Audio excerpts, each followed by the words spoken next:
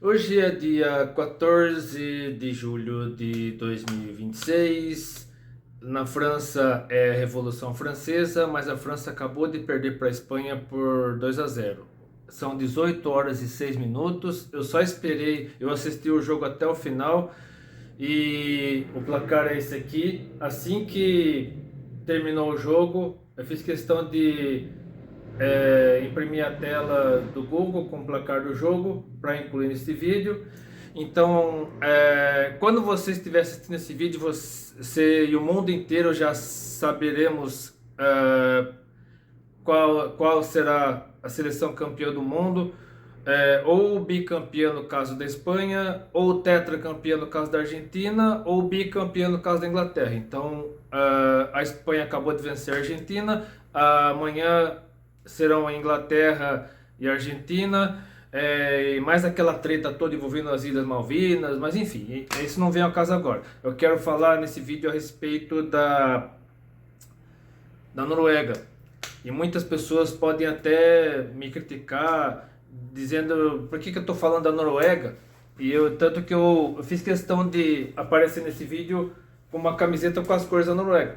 Então, o brasileiro tem muito essa mania de tá fora, acabou, já era, vira o disco. Então, a Noruega teve um comportamento assim exemplar nessa Copa em muitos sentidos. E eu quero falar a respeito do que nós podemos aprender com a Noruega. E inclusive eu fui muito atacado, me xingaram um monte, me desejaram coisas horríveis por causa desta imagem que você verá agora. Eu publiquei no meus perfis da Meta, no caso, né? Instagram, Facebook, Threads, principalmente o Threads, que se tornou a rede social mais intolerante contra os cristãos. E eu fui muito atacado principalmente pelos ateus, porque atualmente a Noruega é um país cuja maioria da população é ateia. E lá na Noruega atualmente você não pode pregar o evangelho em público. Você não pode sair pregando, como no Brasil, por exemplo. Nós temos liberdade total, garantida pela própria Constituição do Brasil, de pregarmos em praças públicas, pregarmos na rua, pregarmos até nos ônibus, transporte público. Lá na Noruega isso é proibido. Eu não sei se dá prisão ou se só dá multa, só sei que lá é proibido, porque a maioria da população é ateia e com certeza vale aquela máxima de você não constranger a pessoa a fazer algo que ela não quer, que isso é considerado uma agressão. Então acho que é por causa disso, essa mentalidade, né, do assédio religioso, como diz a militância progressista, isso é proibido na Noruega por conta da maioria da população ser ateia e da Noruega atualmente ser um país extremamente progressista, com leis que favorecem tudo quanto é tipo de pauta progressista. Mas mesmo assim eu quero falar a respeito do que podemos aprender com a Noruega, começando pela própria história do país, segundo a Wikipédia. Então, como você pode ver, as cores da minha camiseta são as mesmas cores da bandeira da Noruega. E antes que digam que como já me disseram várias vezes lá no Threads, que eu falei um monte de mentira, um monte de asneira, mas eu provarei que eu estou falando a verdade, porque a Noruega ela tem essa cruz na bandeira, porque ela sempre foi um país de tradição cristã. Parece que primeiro foi católico, depois protestante, né? A igreja de lá parece que é uma igreja reformada, mas a maioria da população também é ateia. Então deixa eu conferir aqui. Então existem dois dialetos na Noruega, o Bokmål e o Njorsk. Eu não sei, acho que um é do norte, outro é do sul, eu não lembro exatamente. Então a Noruega, ela juntamente com a Dinamarca e a Suécia faz parte da Escandinávia, e todas as bandeiras dos países nórdicos têm uma cruz na bandeira, uma cruz deitada no caso, né, com a parte menor virada para a esquerda e a parte maior virada para a direita. E no caso da Noruega, é uma cruz vermelha com uma bandeira vermelha com a cruz azul marinho com bordas brancas. No caso, a Suécia tem uma bandeira azul com uma cruz branca e a bandeira não, a Suécia uma bandeira azul com cruz amarela e a Dinamarca uma cruz vermelha com uma cruz branca. Isso.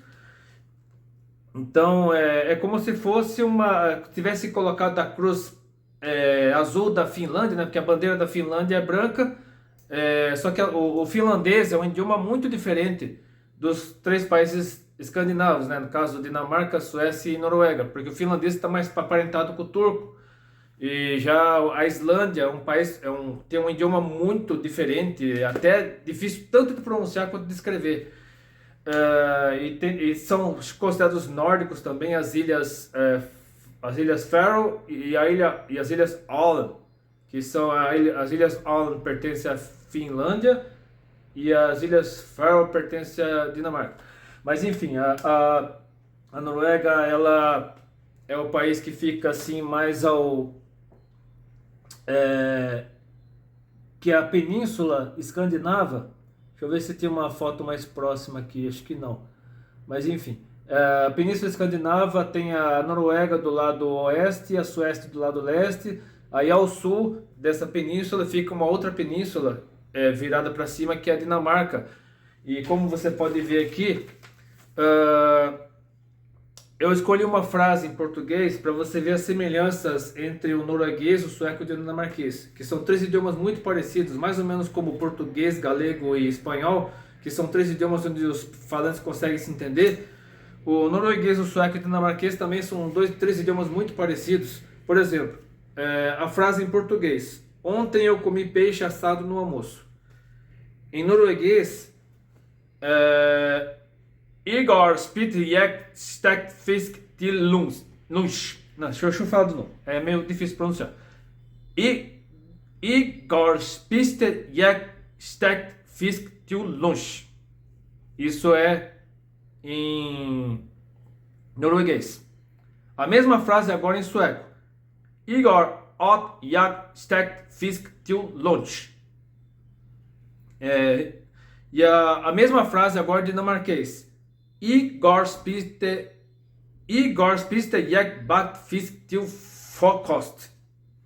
Então a pronúncia frokost, no caso que seria almoço em dinamarquês, lembra um pouco o alemão, porque a Dinamarca fica ao norte da Alemanha. Então aqui se quiser imprimir a tela, aí quiser conferir no tradutor do Google se eu pronunciei certo ou não. Então a frase em português: ontem eu comi peixe assado no almoço. Em norueguês é Igor spiste jeg stekt fisk til lunch. Em sueco, Igor åt jag stekt fisk til lunch. E dinamarquês, Igor spiste jeg bakt fisk til frokost. Agora, então, vamos para mais alguns dados aqui da Noruega. Eu quero falar sobre a história do país, né, um resumo da história do país. Noruega significa o caminho para o norte, ou o caminho do norte em nórdico antigo. Aí tem a era Viking, né? Os vikings eles habitaram na Alta Idade Média.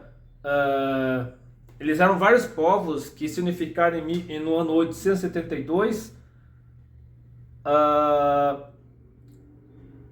Aí pode ter sido antes do ano 900, no caso depois de Cristo. Aí a mitologia aqui fala um pouco da mitologia. Aí no caso os noruegueses, né, os vikings noruegueses, eles habitaram a Islândia, Ilhas Faroe, Groenlândia, parte da Grã-Bretanha e Irlanda. Então, inclusive a cidade de Dublin, que é a capital da Irlanda,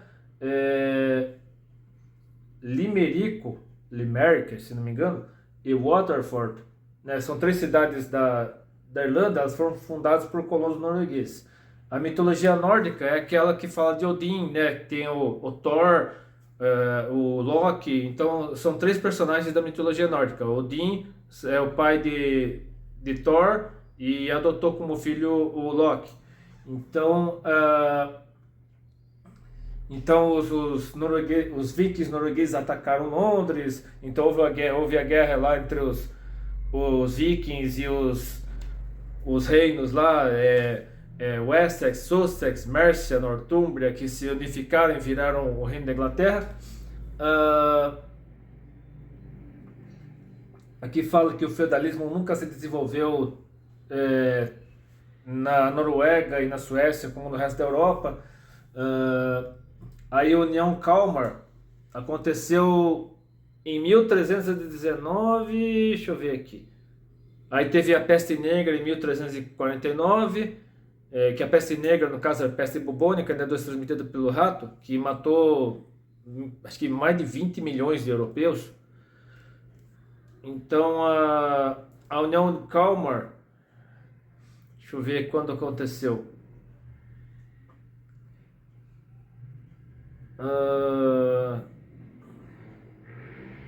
Então, acho que foi em 1376.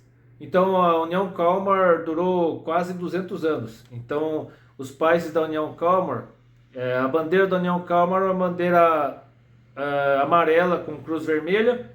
Então, a União Kalmar, o que aparece aqui em roxo, abrangia sul da Groenlândia, Islândia, Noruega, Suécia, Dinamarca e parte da Finlândia. Deixa eu ver o que mais.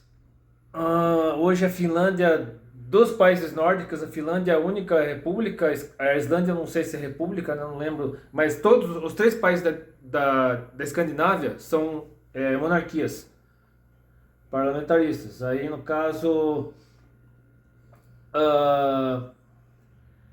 durante a Segunda Guerra Mundial, os nazistas invadiram a Noruega. Deixa eu ver o que mais. Aí que fala dos atentados de 2011, 22 de julho de 2011. Deixa eu ver aqui agora sobre por que. Vamos lá.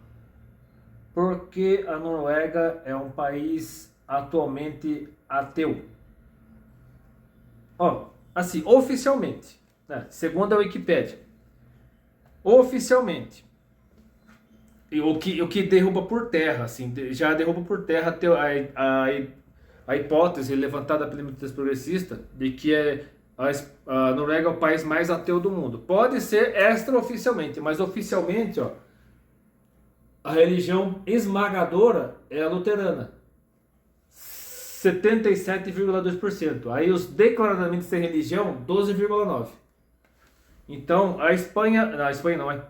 A Noruega oficialmente ainda é um país cristão, é um país luterano, no caso, um país protestante. Agora vamos lá. Aqui diz que a maioria dos noruegueses são membros da igreja da Noruega, que é igual à igreja da Suécia, a igreja da Dinamarca. Então cada país escandinavo tem a sua própria igreja, a semelhança do Reino Unido, que tem a igreja anglicana e tal. Todavia, tem uma participação muito baixa nas atividades e ritos religiosos, ou seja, são apenas cristãos nominais. Então, os que realmente vão para a igreja, né, frequentemente, são muito poucos. A maioria da população ela é nominalmente cristã, mas assim, eles não praticam a religião, isso. Eles não praticam o luteranismo, a igreja da Noruega. Eles se declaram religiosos, cristãos, mas eles na verdade não têm interesse, né? Por conta desse vídeo aqui. Então, se você puder assistir esse vídeo, descubra por que a maioria da população norueguesa é ateia, e mesmo declarando oficialmente pertencerem ao cristianismo, no caso a igreja da Noruega. Então, os noruegueses oficialmente eles são luteranos ou da igreja da Noruega apenas para usarem os serviços de batismo, crisma, casamento e funeral. rituais que têm forte legitimidade cultural no país, ou seja, eles vão para a igreja só por cultura, né? Culturalmente, né? É a tradição familiar, eles seguem a tradição familiar e a igreja é atrelada ao Estado. Então, o grande problema de ter uma igreja atrelada ao Estado é justamente o excesso de secularismo, né? As pessoas se declaram membros de uma igreja, mas não seguem a doutrina da igreja. É por isso que a grande vantagem do Brasil ter Estado laico, ou seja, separado do Estado, e o Estado laico foi uma luta dos cristãos evangélicos, dos protestantes, né, que hoje são chamados evangélicos. Eles lutaram pelo Estado laico justamente para que o Estado não interferisse mais na igreja e vice-versa. A igreja não interfere mais no Estado, no caso da Igreja Católica, né? E o Estado não interfere mais na igreja. Então, essa separação entre igreja e Estado foi necessária até para que tivéssemos liberdade para pregarmos o Evangelho onde quiséssemos, na rua, na praça pública, na escola, na universidade, no ônibus, no trem, no metrô. E a militância progressista está distorcendo completamente tudo isso. Eles acham que pelo Estado ser laico, nós não temos o direito de pregar onde quisermos. Então, eles perverteram completamente o sentido do Estado laico para tirar de nós o direito de pregarmos onde quisermos, o que é garantido pela própria Constituição. No artigo 5º tem 3 ou 4 incisos que dão total autonomia aos cristãos de pregarem onde quiserem. É claro que tem que ter um mínimo de bom senso, um mínimo de respeito, né, para não sair por aí, né, que aí a pessoa pode acabar ficando com raiva de você a troco de nada, mas você tem que tomar muito cuidado, tem que sempre buscar a orientação do Espírito Santo e tal, mas a Constituição nos dá todo o aval, toda a legitimidade para podermos pregar onde bem entendermos e a hora que quisermos. Agora, cerca de 75% dos noruegueses eram membros da igreja estatal da Noruega, a igreja luterana da Noruega, em 1º de janeiro de 2014, uma queda de 1% em relação ao ano anterior e uma queda de quase 5% quando comparado com 5 anos anteriores. E no início de 1990, estimou-se que entre 4,7% e 5,3% dos noruegueses frequentavam a igreja semanalmente. Esse valor caiu para apenas 2% em 2008, colocando a Noruega na parte inferior da classificação de frequência da igreja na Europa. Em 2010, o governo da Noruega informou ainda uma queda adicional à frequência da igreja em 2009. Segundo o Eurobarômetro, uma recente, porém um pouco desatualizada enquete de 2005, dizia que 32% dos cidadãos noruegueses responderam que acreditam que existe um Deus. Isso se alinha com outro estudo realizado na Gustafsson and Patterson, segundo a qual 72% dos noruegueses não acreditam em um Deus pessoal, ou seja, na prática, 72% dos noruegueses são ateus.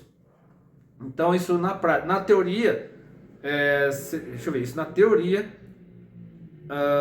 deixa eu ver, isso segundo o censo de 2013, né? 77,2% da população era luterana, da igreja luterana da Noruega, mas na prática 72% dos noruegueses são ateus. E pouco mais de 10% da população não tem religião nenhuma, isso oficialmente. Em 1º de janeiro de 2009, outros 9%, ou quase 131 pessoas, eram membros de comunidades religiosas independentes da igreja da Noruega.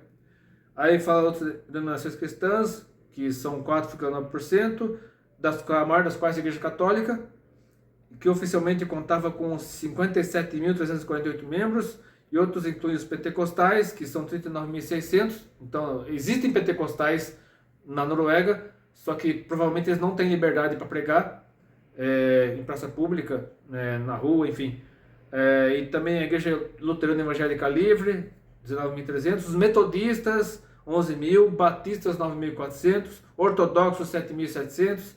Adventistas, 5.100. Assírios, caldeus, papapá. Então, as congregações luteranas sueca, finlandesa e islandesa na Noruega têm cerca de 22.500. Então, realmente, oficialmente, mais de 70% da população da Noruega é cristã, sim. E senão ele já teria mandado tirar a cruz da bandeira. Mas extraoficialmente, 72% é ateia. Embora 10%, apenas 10%, 11% no máximo, se declararam ateus oficialmente, mas extraoficialmente essa população de ateus, ou agnósticos, sei lá, sobe para mais de 70%. Agora vamos para o principal personagem da Noruega na Copa do Mundo deste ano, que ainda não acabou, mas no momento que estou gravando esse vídeo não acabou, mas quando você estiver assistindo esse vídeo, você já saberá quem é o campeão, ou Espanha, ou Inglaterra, ou Argentina. E eu publicarei esse vídeo dia 20, no caso, né, dia 20 de julho de 2026, que é um dia seguinte à final. Mas eu quero mostrar para você aqui, primeiramente, o que eu achei aqui no Instagram.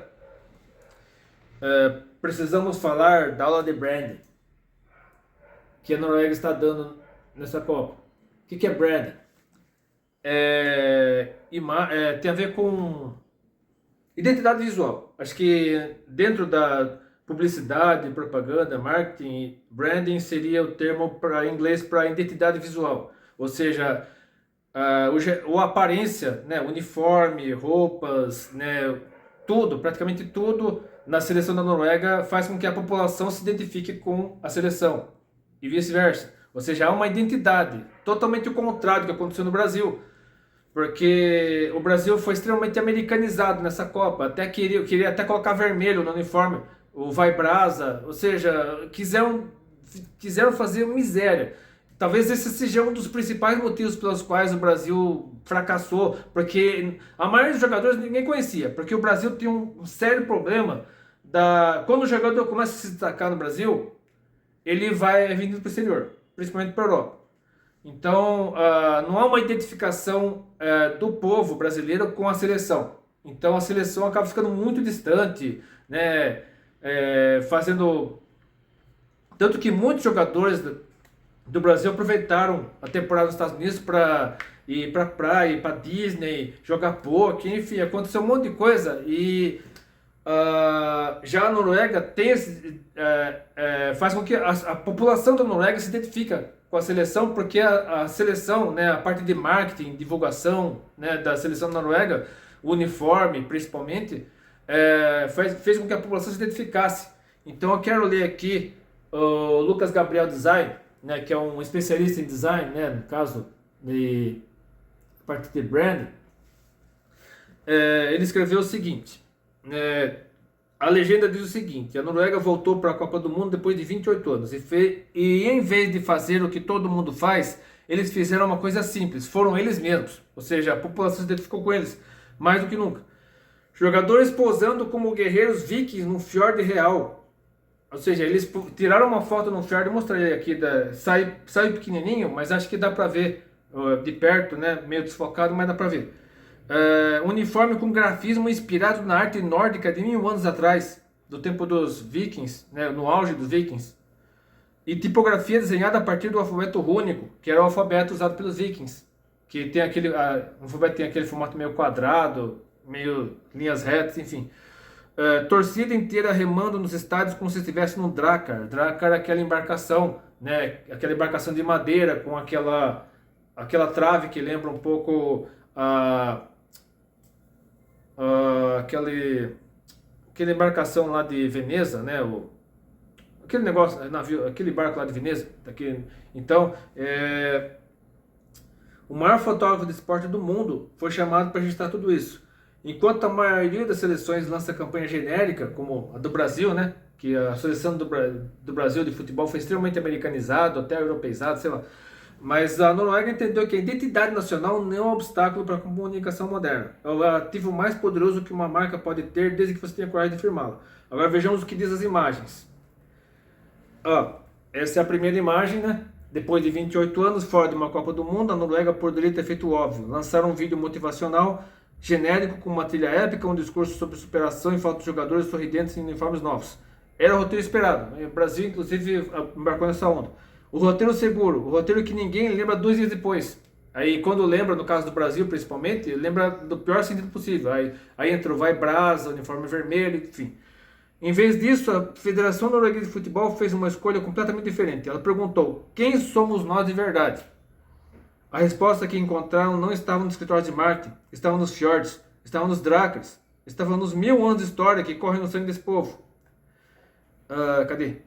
A foto que dominou a internet semanas anteriores ao Mundial não foi tirada em estúdio. Essa aqui, ó.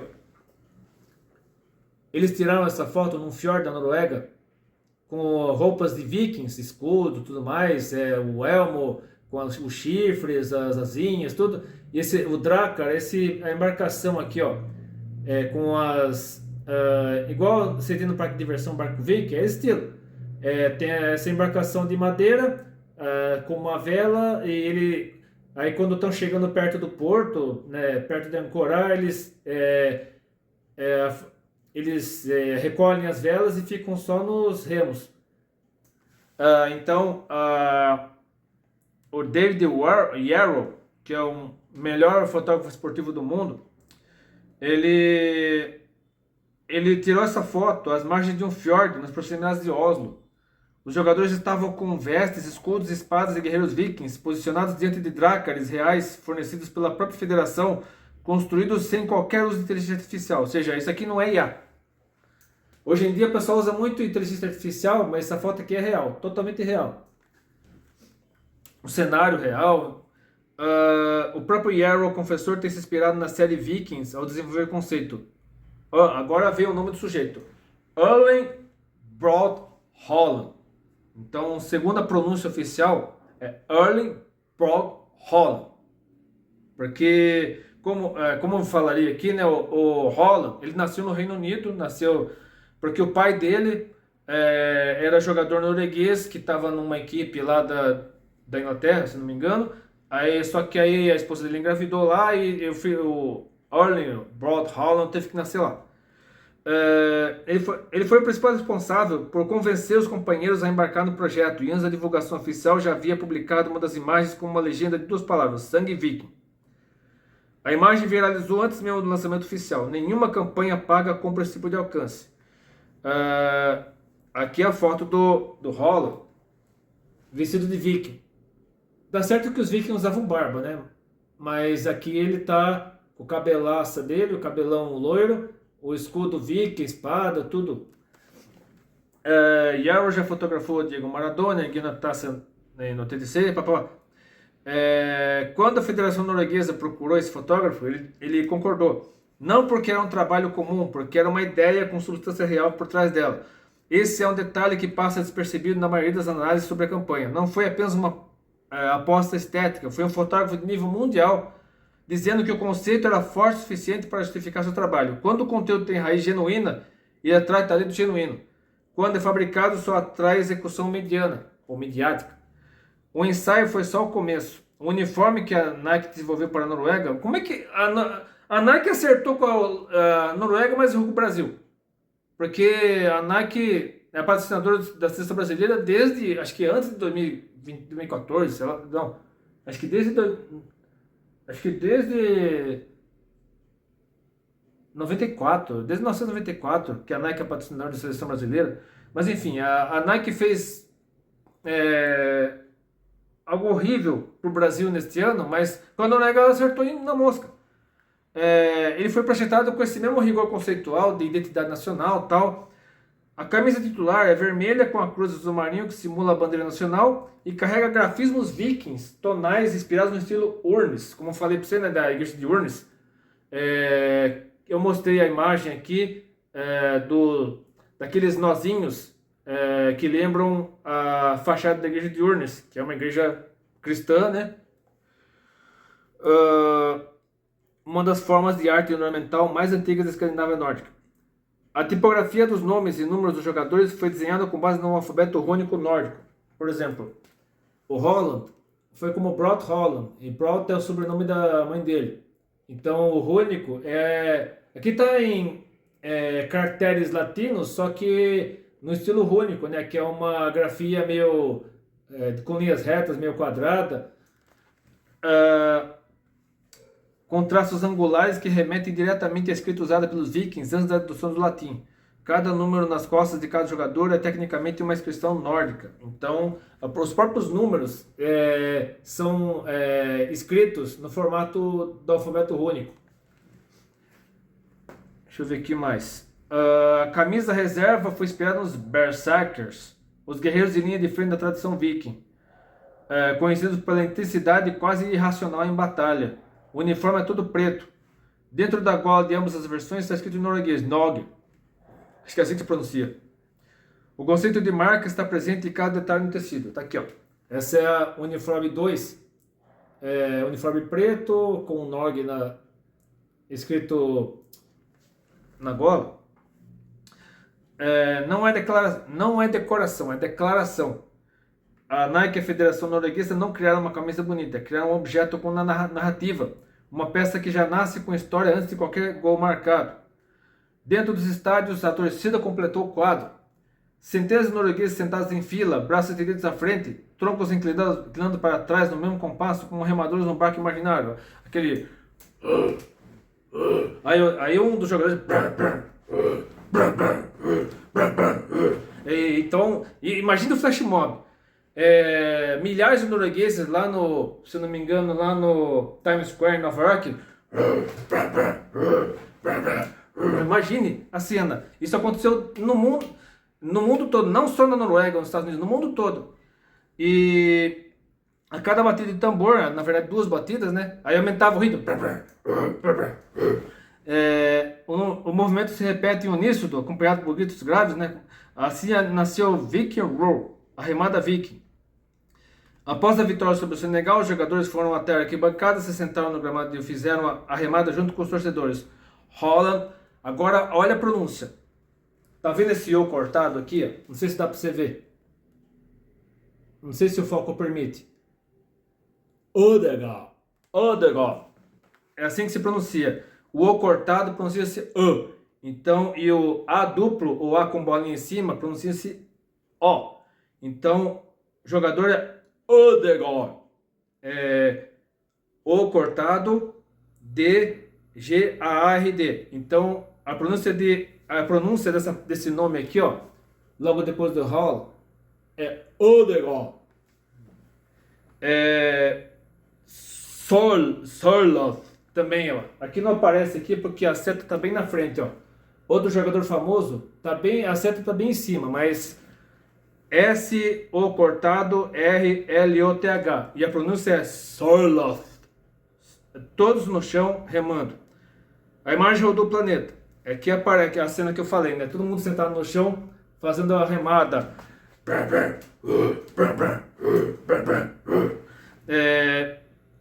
Então essa coreografia foi usada como identidade visual da campanha da Noruega no torneio.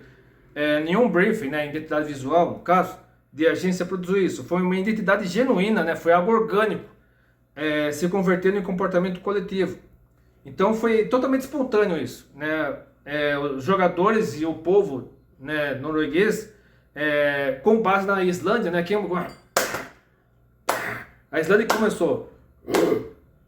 A Islândia começou e a Noruega foi embora com as remadas. O que a Noruega fez tinha um nome técnico do mundo de marketing, branding de herança.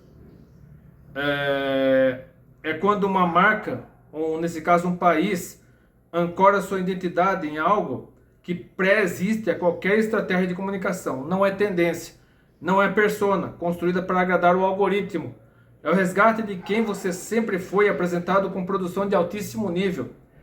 Poucas seleções conseguem fazer isso com autenticidade, porque poucas têm coragem de afirmar uma identidade específica. A maioria opta pelo genérico, pelo universal, pelo que não ofende ninguém, né? O tal do politicamente correto. A Noruega fez o oposto, escolheu ser mais Noruega do que nunca numa Copa do Mundo, disputava fora da Europa. E o mundo inteiro prestou atenção. E aqui a foto do pessoal remando sentado na Times Square, em Nova York. Deixa eu ver se acabou. A campanha não foi unanimidade dentro da própria Noruega. Jornalistas progressistas chamaram as imagens de chauvinistas, tanto que os progressistas, no caso, que fizeram com que a Noruega se tornasse um país praticamente ateu. Uma pesquisadora acadêmica publicou artigo criticando o uso de inscrições rúnicas nos uniformes, associando o simbolismo nórdico a grupos extremistas, no caso cristãos, né, cristãos praticantes. O debate foi real e acalorado nos meios de comunicação noruegueses. Ou seja, nem dentro da própria Noruega, os progressistas, sempre os progressistas querendo dar pitaco, xingando, ofendendo, chamando de fascista, chamando de terrorista, de montedeísta. E a resposta que veio da própria Federação Norueguesa, Ó, presta atenção, ó, porque a própria Federação de Futebol da Noruega diz: usamos a história, inclusive da Noruega como nação cristã, como uma imagem de algo que ainda hoje é forte no futebol norueguês: comunidade, voluntariado, coragem e a capacidade de se manter unido quando é preciso. Em vez de um sair atacando o outro, como acontece muito no Brasil, principalmente quando o Brasil perde ou é eliminado, como foi pela própria Noruega. Um deputado do próprio parlamento foi ainda mais direto: os nazistas não são donos de Thor, Odin, da escrita rúnica ou de Valhalla. Na verdade, Valhalla seria da mitologia anglo-saxônica, porque a capital, né, o Olimpo lá dos deuses nórdicos é Asgard, que é onde você vê lá os desenhos, os filmes lá do Thor. A cidade, a capital lá dos deuses nórdicos é Asgard, mas enfim, temos que retomar isso deles. A Noruega não recuou e ganhou um argumento. E aqui a imagem de um dos jogadores, os jogadores sentados e um em pé tocando tambor para dar o ritmo lá para as remadas. E no jogo contra o Brasil, que eu não assisti porque eu estava na igreja, mas eu vi a imagem depois, quem bateu o tambor para o pessoal remar foi o próprio Erling Haaland. Deixa eu ver se acabou. Existe uma lição aqui que vai muito além do futebol. Quando um povo conhece sua história e tem coragem de afirmá-la sem pedir desculpas, é claro que isso pode ter várias interpretações, inclusive por mau sentido, mas enfim, ele cria algo que nenhum orçamento de marketing compra: reconhecimento imediato, o que não aconteceu com o Brasil pela enésima vez. A Noruega entrou nessa Copa com uma das histórias mais comentadas do torneio antes mesmo de jogar uma bola, e fez isso sendo mais ela mesma, não menos.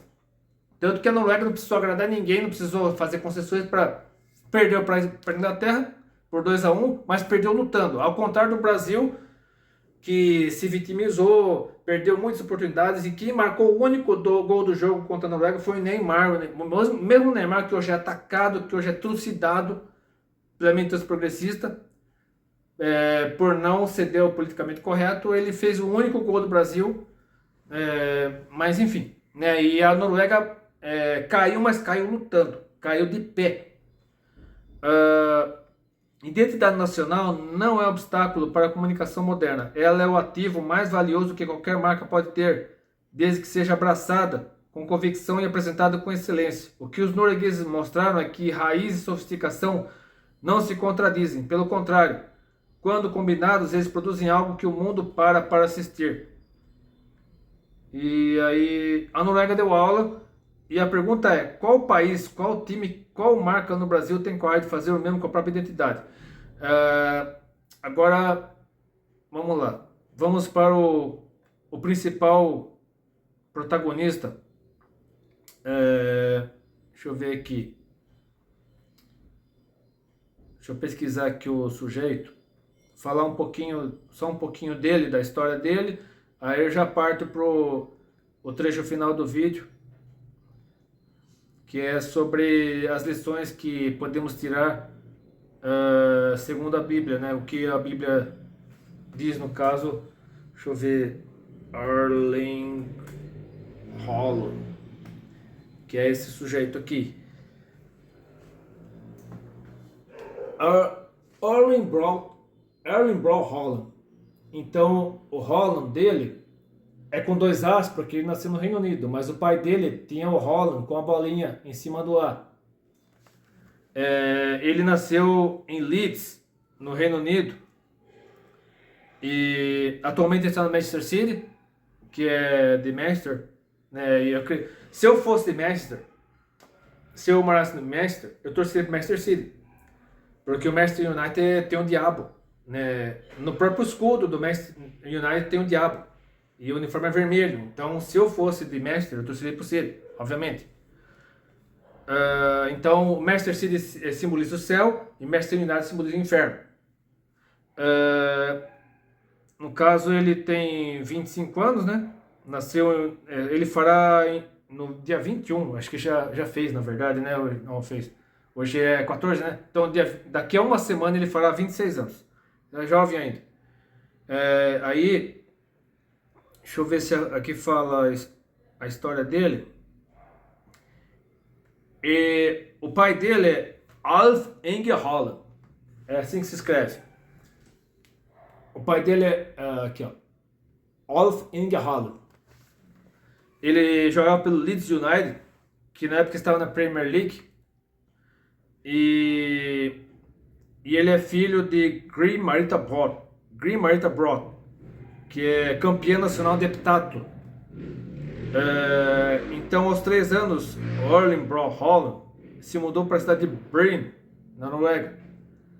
Além de jogar futebol, Haaland praticava vários outros esportes quando criança, incluindo handebol, golfe e atletismo.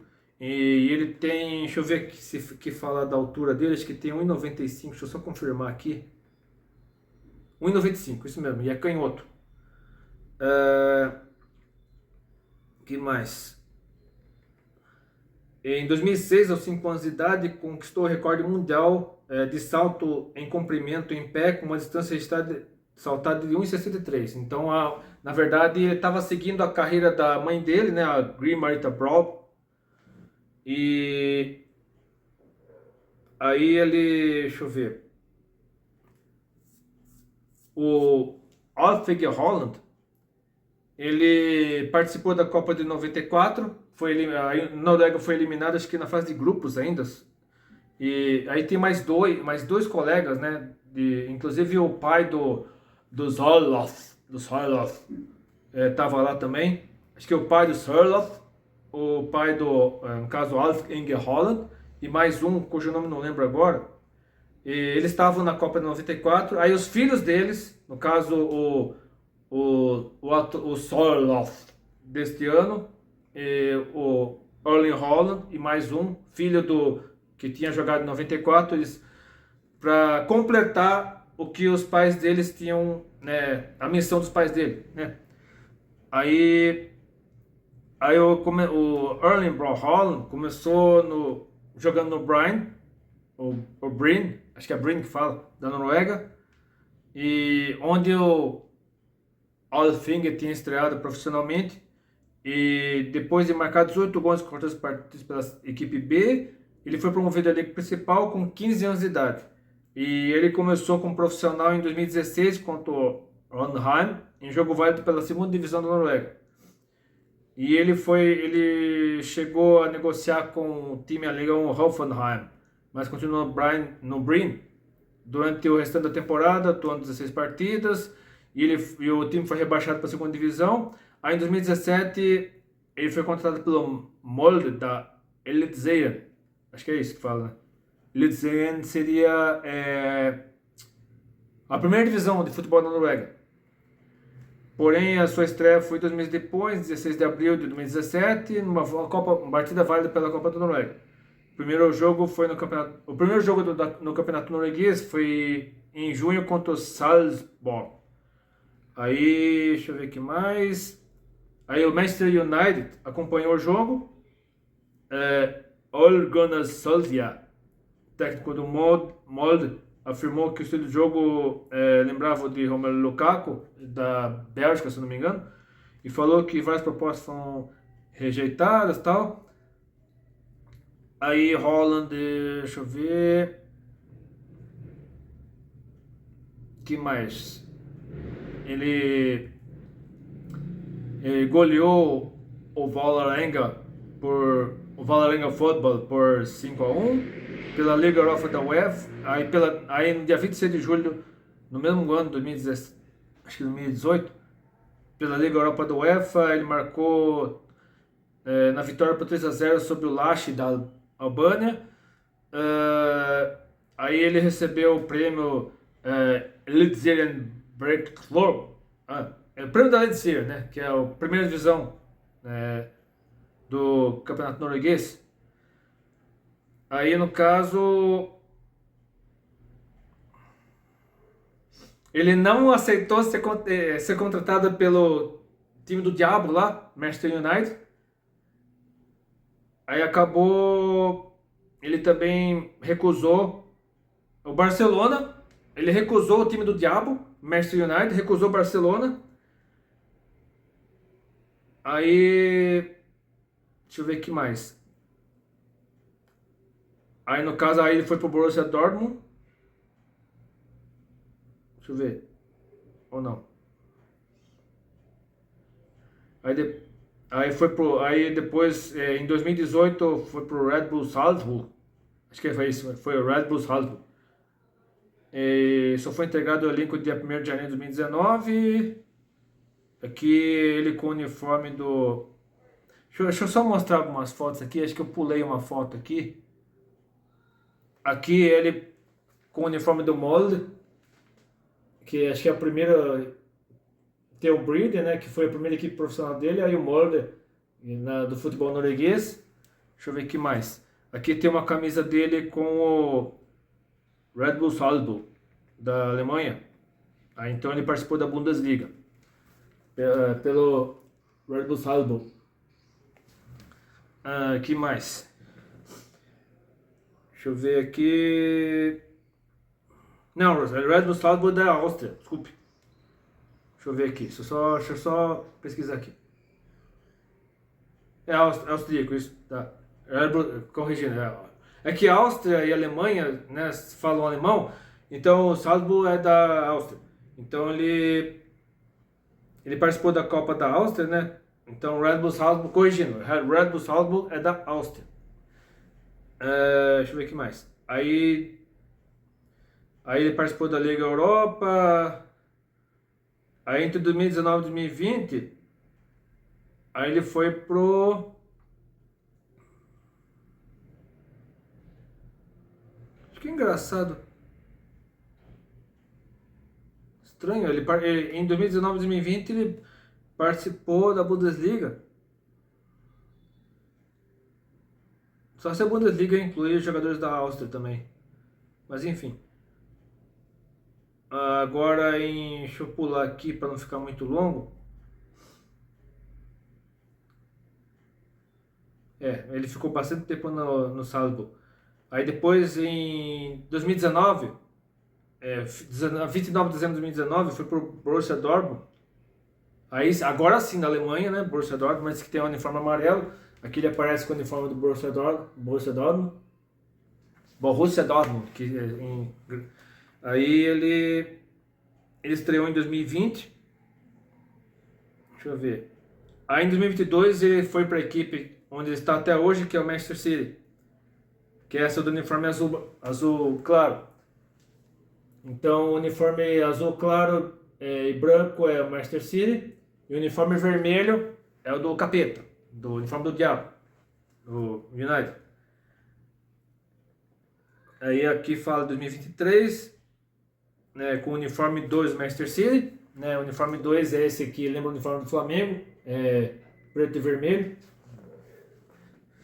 E aí ele continuou até hoje, aí teve aí ele participou, aqui tá de perto, né, com o uniforme 1 do Manchester City. Deixa eu ver aqui mais. Então ele foi um dos melhores artilheiros do Manchester City e tudo mais, conquistou um monte de coisa. Agora, assim, falando agora sobre o comportamento do Haaland, ele é uma pessoa bastante humilde. Eu deixarei um vídeo aqui no final de um trecho de uma entrevista dele. Uma pessoa bastante humilde, extremamente... inclusive tem deixa eu aproveitar aqui e mostrar sobre os temperamentos. Eu achei esse aqui da Thalita Santos, né, palestrante especialista em temperamentos, mostrando os temperamentos desses 4 jogadores. No caso, o Neymar é sanguíneo. O Neymar é sanguíneo. O Cristiano Ronaldo, que se aposentou neste ano, é colérico. O Messi é melancólico, até porque o fato do Messi ser autista, né, a síndrome de Asperger, que é tipo um grau leve de autismo, faz com que ele tenha essas características mais assim reservadas, né, bem na dele. Agora o Haaland é fleumático. Isso aqui são as principais características do fleumático.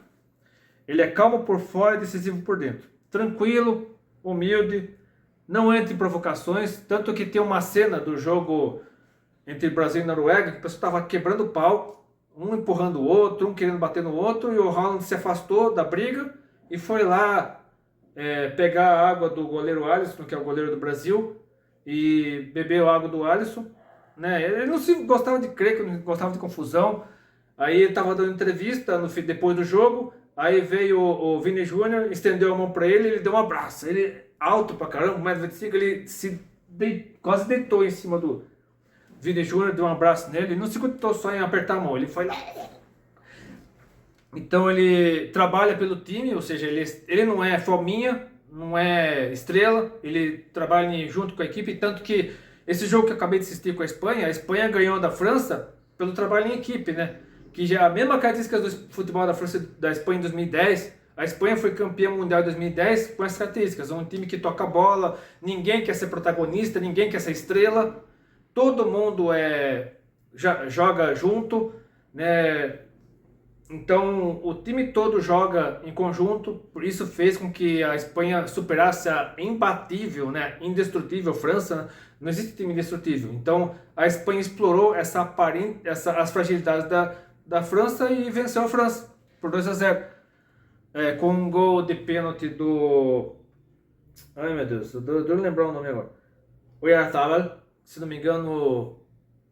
Deixa eu só conferir aqui para não falar besteira. Só para o Mikel Oyarzabal, se não me engano, é basco. Deixa eu só ter certeza aqui para não dizer que eu tô falando besteira. Aí, agora para subir esse negócio aqui, peraí. Pronto. Mikel Oyarzabal. Deixa eu ver se é basco mesmo. Mikel Oyarzabal Ugarte. É esse aqui, no caso. Ele... El Eibar. É esse aqui, ó. O Eibar é uma cidade de... País Basco, isso mesmo. É um município da província de Guipúzcoa, no País Basco. Então, o Mikel Oyarzabal é basco. Assim como o Merino. O Merino também é basco, porque Mikel é o nome... É Miguel em basco. Então, tanto o Oyarzabal quanto o Merino são bascos. E o que... Deixa eu ver o que mais. Agora vamos aqui... Continuando aqui com... Deixa eu recapitular aqui. Vamos lá. O Haaland é tranquilo, humilde, não entra em provocações, trabalha pelo time, mantém a calma sob pressão, algo que eu não sou, eu sou melancólico, tenho muita dificuldade para trabalhar sob pressão, resolve quando a oportunidade aparece, e na cabeça dele, algumas pessoas lideram pelo volume, outras pela estabilidade. O fleumático não precisa chamar atenção, sua segurança aparece nas atitudes. Então, existem pessoas que falam que teoria moral, né, a teoria dos temperamentos é besteira, é bobagem, né? Inclusive gente que se diz cristã fala que é bobagem, que as pessoas acham que é igual ao horóscopo. Não, existem comprovações científicas de que a teoria moral realmente faz sentido, faz muito sentido. E como já deu 53 minutos e 15 segundos, eu quero agora falar a respeito do que podemos encontrar na Bíblia sobre as lições da Noruega. O que a Noruega e o Haaland têm a nos ensinar. Primeiramente, aqui em Provérbios 16, versículo 18, diz o seguinte: a soberba precede a ruína, e a altivez do espírito precede a queda. E quando eu falo de soberba, tem a ver com vitimismo também. No começo da semana eu publiquei um vídeo sobre vitimismo, e infelizmente um dos maiores defeitos do futebol brasileiro, assim como de boa parte do Brasil, é o vitimismo. É a síndrome de vira-lata, no caso. Ele fala muito de síndrome de vira-lata. Mas é o vitimismo, né? O mimimi. De você achar uma justificativa para fazer uma coisa errada ou usar aquilo como desculpa, né? Eu sou assim mesmo, não tem como mudar, não tem como melhorar, é meu jeito, eu nasci assim, eu cresci assim, morrerei assim. Mas isso tem a ver com soberba. Quando você usa isso como muleta para justificar um pecado, para justificar um erro, para não melhorar, para não evoluir, você está cedendo ao vitimismo. Agora, com relação o fato da Noruega hoje ser um país extraoficialmente ateu, apesar de não ser oficialmente ateu, a Noruega ainda é um país cristão, cristão protestante da Igreja Luterana da Noruega, mas extraoficialmente é um país ateu, onde é proibido pregar em público, pregar em praça pública, senão você pode ser no mínimo multado, quando não preso. Dependendo da minoria que se sentir ofendida por aquilo que você está pregando, você pode ser até preso, né? Você pode ser preso por homofobia, misoginia, sei lá. Vamos aqui o que diz a Provérbios 22, versículo 28. Não removas os antigos limites que teus pais fizeram. Então, o que nós aprendemos aqui? Com relação àquilo lá da igreja de Urnes, né, que está no próprio uniforme da seleção da Noruega, os nozinhos lá da igreja de Urnes. Então, isso tem a ver com a própria cruz da bandeira da Noruega. Tem a ver com a identidade nacional de um país que, apesar de ter sido idólatra no passado, apesar de ter sido politeísta, né, que tem lá Odin, Thor, Loki e tudo mais, a Noruega é um país que, com o tempo, abraçou a fé protestante, se tornou um país cristão, luterano, extraoficialmente ateu, mas ainda existe um resquício, uma luz no fim do túnel com relação à fé dos noruegueses, que apesar de hoje os cristãos noruegueses se terem intimidados pela militância woke, pela militância progressista, mas ainda existe uma esperança para os cristãos na Noruega e para aqueles brasileiros, inclusive, que vão morar na Noruega e se sentem intimidados, se sentem acuados pela ditadura progressista que hoje impera na Noruega como em boa parte da Europa. Isso tem a ver com a islamização da Europa, né, a ditadura do alfabeto e tudo mais. Vamos lá. Agora vamos para Marcos capítulo 10, versículos 42 a 45. Aí é o próprio Jesus falando. Jesus, chamando-os assim, no caso, os discípulos estavam brigando, ver quem era o maior, disse-lhes: sabeis que os que julgam ser príncipes dos gentios deles se assenhoreiam, e os seus grandes usam de autoridade sobre eles. Mas entre vós não será assim. Antes, qualquer que entre vós quiser ser grande, será vosso serviçal. E qualquer que dentre vós quiser ser o primeiro, será servo de todos. Porque o Filho do Homem também não veio para ser servido, mas para servir e dar sua vida em resgate de muitos. Tem a ver com a postura da seleção da Noruega, de todo mundo trabalhar em conjunto, trabalhar em equipe. A Noruega não foi como a seleção da Espanha, por exemplo, que usou a mesma postura, o mesmo comportamento de 2010 e agora está na final da Copa deste ano, podendo enfrentar a Inglaterra ou a Argentina em igualdade de condições, enfrentando de igual para igual, com grandes possibilidades de conquistar a segunda estrela no uniforme. Então aqui fala sobre a humildade tanto dos noruegueses, da seleção da Noruega, quanto do próprio Haaland, principalmente do Haaland, que apesar de não ser o capitão do time, foi um grande líder na equipe, na seleção norueguesa. Agora, primeira carta do meu xará apóstolo aos Coríntios, capítulo 1, versículos 27 e 29, diz assim: mas Deus escolheu as coisas loucas deste mundo para confundir as sábias, e Deus escolheu as coisas fracas deste mundo para confundir as fortes, e Deus escolheu as coisasvis deste mundo e as desprezíveis e as que não são para aniquilar as que são, para que nenhuma carne se glorie perante ele. Então eu compartilhei muito esse texto bíblico quando fui atacado pelos ateus, que me xingavam, me ofendiam, me ameaçavam, no Threads principalmente, por conta lá da postagem lá sobre a herança cristã da Noruega. Eu compartilhei esse versículo lá no Threads. E também a segunda carta aos Coríntios, capítulo 10, versículos 4 a 6, diz o seguinte: porque as armas da nossa milícia não são carnais, mas sim poderosas em Deus para a destruição das fortalezas, destruindo argumentos e toda altivez que se levanta contra o conhecimento de Deus, e levando cativo todo entendimento à obediência de Cristo, e estando prontos para vingar toda desobediência quando for cumprida a vossa obediência. E finalmente Filipenses, capítulo 2, versículos 3 e 4. Nada façais por contendo, por vanglória, mas por humildade. Cada um considera os outros superiores a si mesmo. Não atende cada um para o que é propriamente seu, mas cada qual também para o que é dos outros. E que com essa lição de humildade eu quero encerrar esse vídeo pedindo para você que Compartilhe esse vídeo ao maior número possível de pessoas, principalmente para os ateus, agnósticos, enfim. Se você gostou desse vídeo, curta, compartilhe, se for isso, que mais Deus abençoe. Quero deixar aqui uma mensagem final do Holland para o seu coração. Até depois, se quiser. Just the jersey, the country, the passion. Even 2014 with Neymar and, you know, with all them big players they had and they have, it's just like, it's a bit unrealistic to play against them. No matter where you go, you kind of see a Brazil shirt. And yeah, that's why I have so much respect for Brazil as a country, but especially as a football nation. I don't know, man. This is just unreal. To win against Brazil and qualify for the quarterfinal was not on my bucket list. I think we played unbelievable. But to have 250 million or how many it is in Brazil, to expect you to win a football game is not easy. So the pressure is on them, and you could kind of see that today. We just played football and enjoyed it. And I remember I said it right before the game started, guys, no matter what happens, just smile and enjoy it, because just live in the moment, because we did everything we can, and now we're in quarterfinals with our shoulders down, just enjoying play.